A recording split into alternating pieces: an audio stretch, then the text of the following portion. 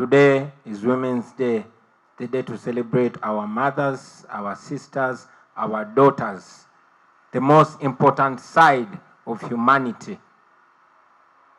I want to appreciate all of you women for turning up in large numbers. And yes, Comrade Sarah talked about it, that it's not so easy to even associate with us. As you know, they are trying as much as possible. The regime is trying to make it abominable to be a freedom fighter or to stand for what is right. Thank you very much for being bold, for being confident, for turning up and standing with us. We don't take that for granted. We are celebrating Women's Day belatedly, 20 days later. But again, like Madam First Lady mentioned, there's always a spice when women are involved. We are thankful to the Almighty God that we are here today. We as NUP, we believe in women power. We believe in their ability. We believe not only in inclusiveness, but in equal presence. And indeed, it is our thought and firm belief that women should be represented to the level of 50% in every aspect of our party. Yes, because we know, and we've said it many times, that men and women are like two wings of a bird. Men are either the left or right, and women are either the right or left. So when one wing is broken or not as strong as the other, the bird is not going to fly perfectly.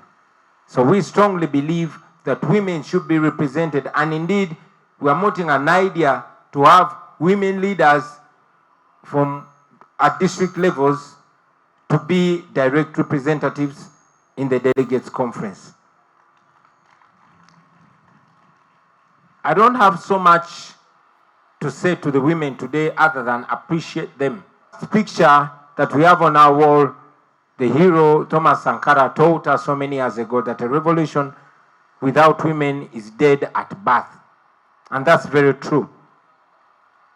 Every man you see here probably wouldn't be on time or wouldn't be as confident if they were not being backed by a woman.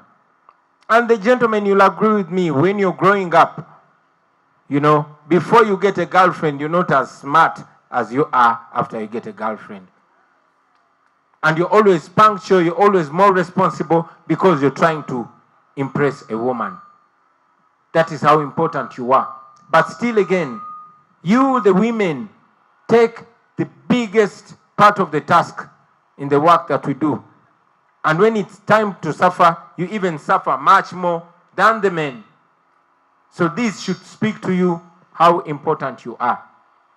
We hold you in very high regard. And we don't only believe in, affirmative action in respect for women as something political. We believe in it from the depth of our hearts. And even when we're fronting women, we want to front the best that there is.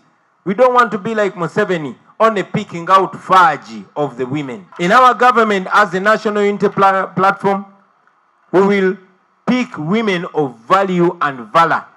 We will not pick thieves or jokers. And it's at this juncture that I want to add my voice to all the people that have spoken. To you, the women, while we hold you in very high regard, please represent the women folk in the best way they should be represented. Don't be thieves. Please don't be like Anita Mong. Don't be like Nabanja. Don't be like Nandutu. Be the women that the children will be proud to call a mother. Be a woman that your husband will be proud to call a wife. Be a woman that the nation will be proud of. I want again to give my firm confidence to the women. We believe in you, especially you, the women leaders.